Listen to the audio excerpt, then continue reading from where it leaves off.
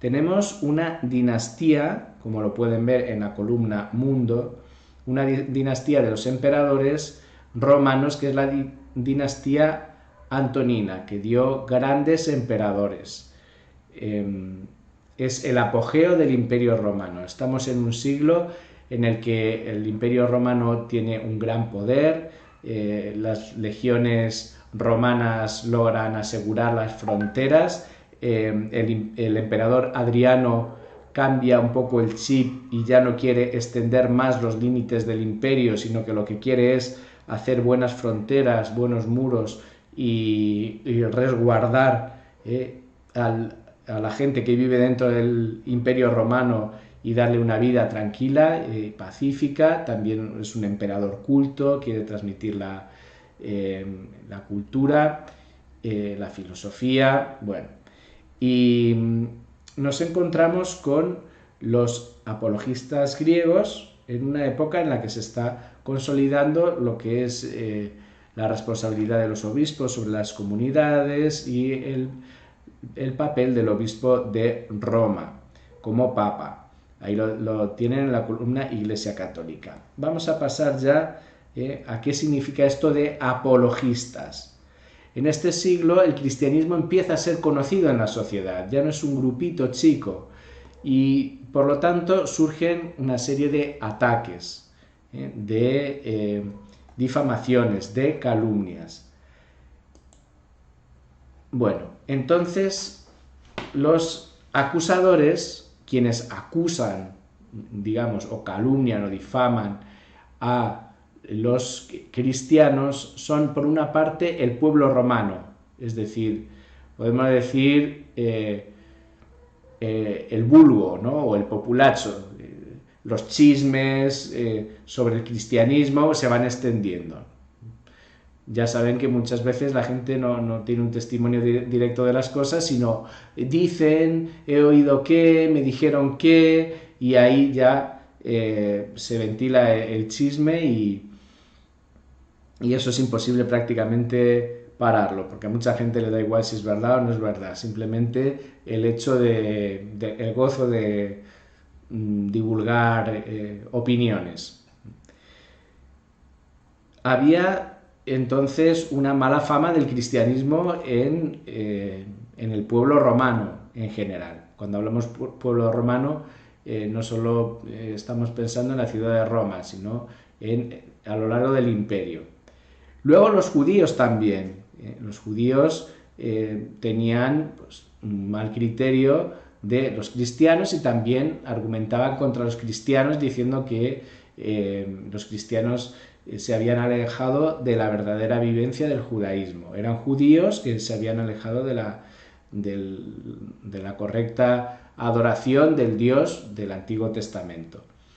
Pero también empezamos a ver ya intelectuales, filósofos, literatos, que piensan pues eso, que el cristianismo es una religión vulgar de gente vulgar, puesto que muchas veces el cristianismo se extendía entre la gente más sencilla, debido también al mensaje cristiano y al amor de Jesús por los más sencillos y los más humildes.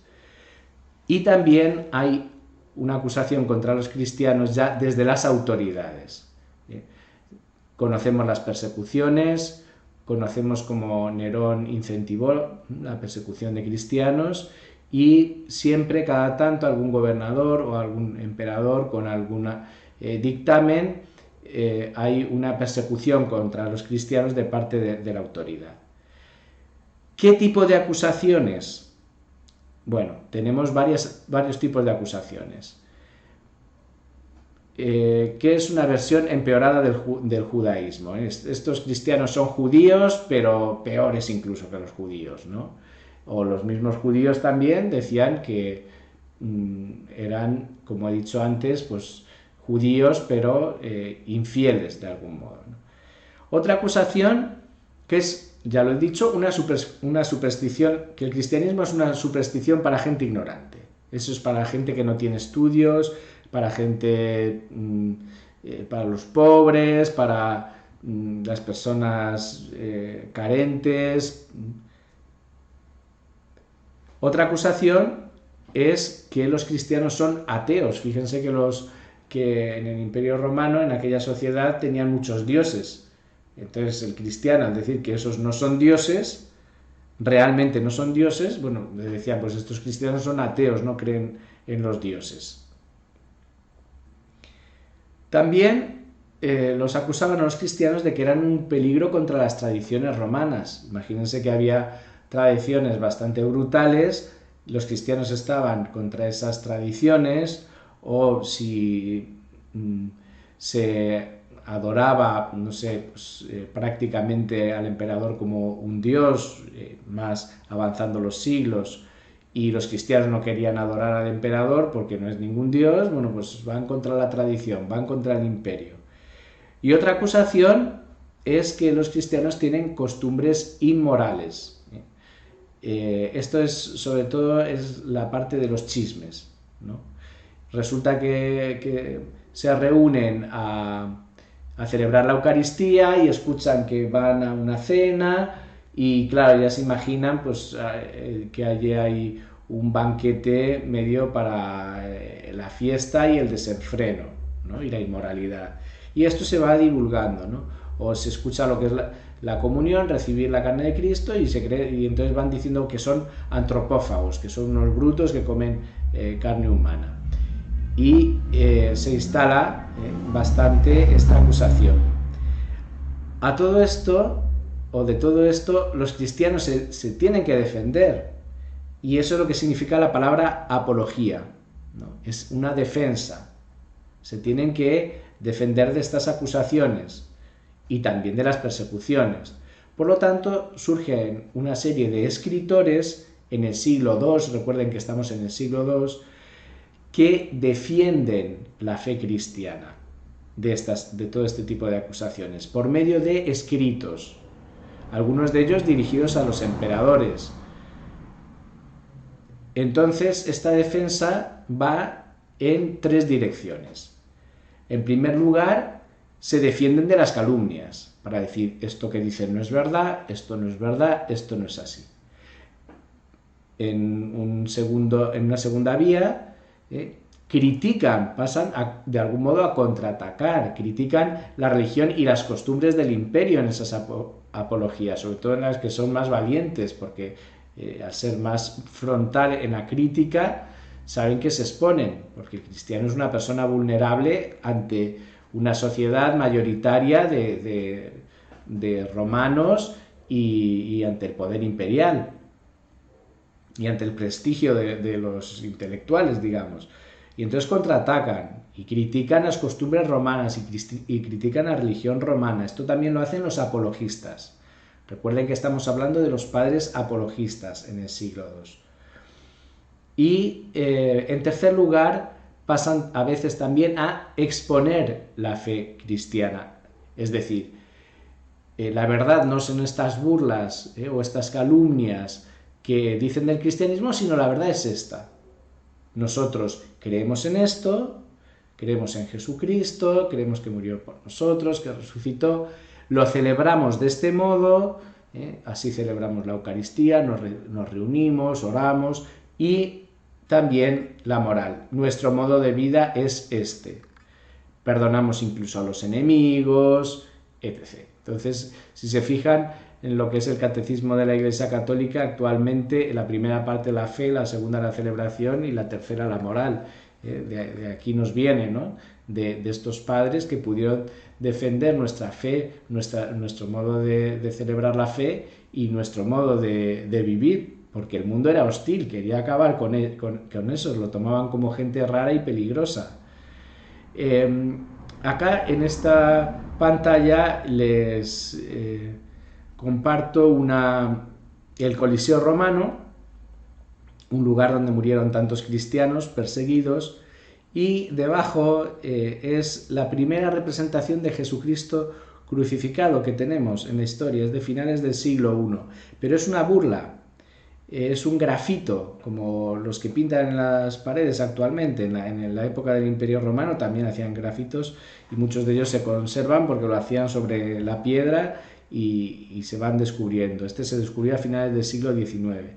Entonces ahí hay una inscripción puesta así vulgarmente, con lo que son los grafitos o grafitis, y entonces dice, Alexámenos, que debía ser un cristiano, adora a su Dios. Y está Jesús representado y lo representan con una cabeza de asno, burlándose de la religión cristiana. O sea que la primera representación de Jesús crucificado que tenemos es una burla. Es un cristiano que está adorando a Jesús crucificado y se burlan de ese cristiano. Es como que le hacen bullying, porque debía vivir ahí en el barrio y entonces este es cristiano, adora a a un señor que murió en la cruz. Pues eso es como si fuesen como adorar a un burro, ¿no? Y entonces pues le hacían bullying, y ponen en el barrio para escracharlo delante de todos que ese adora a un burro. Alexámenos adorando a su Dios, ¿no? Bueno, eso es abajo, no sé si lo pueden ver bien, ahí la imagen esa de burla. Por lo tanto, el ambiente era muy hostil. Pensemos que el cristianismo era minoría y fue providencial el surgimiento de estos padres apologistas que defendieron su fe, ¿no? Vamos a enumerarlos. Arístides de Atenas es el precursor, probablemente es el primero de ellos. Escribió una apología, es decir, una defensa dirigida al emperador Adriano en torno al año 130, y el emperador Adriano estuvo del 117 al 138 ejerciendo pues hasta que falleció el poder imperial. Después tenemos a Aristón de Pela. Tiene una obra, Disputa entre Jasón y Papisco. Esta es la primera obra ya de defensa del cristianismo frente a los judíos. Arístides de Atenas escribe frente a la religión pagana romana. Aristón de Pela frente a los judíos, en época de Antonino Pío, que es un emperador que estuvo muchos largos años, del 138 al 161.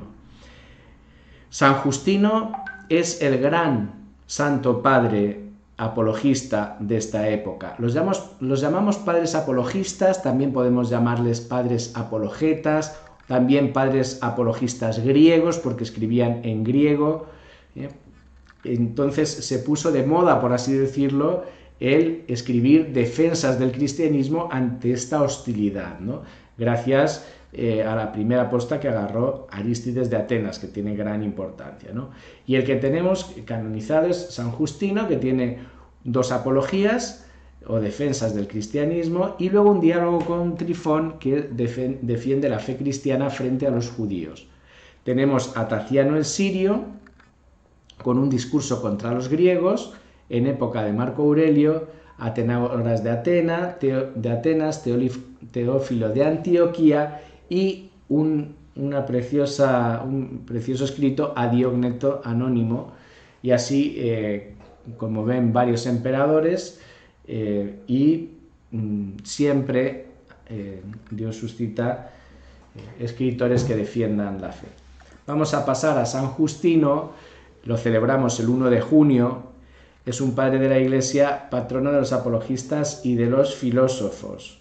Tiene una vida apasionante, no podemos detenernos, también hay actas de su martirio, sería hermoso dedicar un tiempo a su lectura, pero vamos simplemente con un texto de su apología. Ya les he dicho que la apología iba en tres sentidos. Iba para defenderse de las calumnias, para contraatacar manifestando los defectos de la religión y de las costumbres paganas, pero también exponían la fe, y eso es lo que estaba haciendo aquí San Justino. A nadie es lícito participar de la Eucaristía si no cree que son verdad las cosas que enseñamos, y no se ha purificado en aquel baño que da la remisión de los pecados y la regeneración, y no vive como Cristo nos enseñó. Está explicando cómo es la Eucaristía, algo emocionante, cómo es la Eucaristía, cómo se vive y se celebra la Eucaristía en tiempos de San Justino. ¿Por qué no tomamos estos alimentos como si fueran un pan común o una bebida ordinaria, sino que así como Cristo nuestro Salvador se hizo carne por la palabra de Dios y tuvo carne y sangre a causa de nuestra salvación, de la misma manera hemos aprendido que el alimento sobre el que fue recitada la acción de gracias que contiene las palabras de Jesús y con que se alimenta y transforma nuestra sangre y nuestra carne, es precisamente la carne y la sangre de aquel mismo Jesús que se encarnó. Acá está diciendo que la comunión, la Eucaristía, es la misma carne y sangre de Jesucristo. Los apóstoles, en efecto, en sus tratados llamados evangelios, nos cuentan que así les fue mandado cuando Jesús, tomando pan y dando gracias, dijo: «Haced esto en conmemoración mía, esto es mi cuerpo». Y luego, tomando del mismo modo en sus manos el cáliz, dio gracias y dijo: «Esta es mi sangre», dándoselo a ellos solos. Y vamos con otro texto de la Carta de Diogneto, magnífico, de los textos más famosos de la época patrística. Los cristianos, está hablando de cómo es la vida de los cristianos en medio de aquella sociedad. Los cristianos no se distinguen de los demás hombres ni por el lugar en que viven, ni por el lenguaje, ni por su modo de vida. Ellos, en efecto, no tienen ciudades propias, ni utilizan un hablar insólito, ni llevan un género de vida distinto. Su sistema doctrinal no ha sido inventado gracias al talento y especulación de los hombres estudiosos, ni profesan como otros una enseñanza basada en autoridad de hombres. Viven en ciudades griegas y bárbaras, según les cupo en suerte. Siguen las costumbres de los habitantes del país, tanto en el vestir como en todo su estilo de vida, y sin embargo dan muestras de un tenor de vida admirable y a juicio de todos increíble. Habitan en su propia patria, pero como forasteros. Habitan en su propia patria, pero como forasteros, porque nuestra patria es el reino de los cielos. Toman parte en todo como ciudadanos, pero lo soportan todo como extranjeros. Como extranjeros porque nuestra patria, más que nuestra nación o nuestro país, que hay que tener un sano patriotismo, pero más aún nuestra patria es el cielo. Por eso habla de que en el mundo estamos como extranjeros, porque nuestra patria es la vida eterna. Toda tierra extraña es patria para ellos, es decir, aunque haya una tierra que no sea la de tu país, también es patria tuya porque todos somos hermanos en Cristo, hijos de un mismo Dios. Por eso también la tierra extraña que no es la tuya puede ser tu patria, porque la Iglesia es universal y en todas partes hay cristianos. Pero están en toda patria como en tierra extraña. Igual que todos se casan y engendran hijos, pero no se deshacen de los hijos que conciben. La distinción es que quieren y cuidan a sus hijos y no los matan o no los abortan. Tienen la mesa en común, pero no el lecho, es decir, comparten la mesa en almuerzos festivos, pero después no se dedican a orgías después de esas comidas, que era una práctica bastante típica de las inmoralidades de aquella época. Bueno, creo que ya con esto podemos tener un panorama. Estamos en el siglo II. Los padres apologistas nos dan el ejemplo de defender la fe cristiana en un ambiente hostil. También en nuestra sociedad el ambiente es hostil y a veces tenemos que defender nuestra fe, dar razón de nuestra esperanza, como nos decía San Pedro.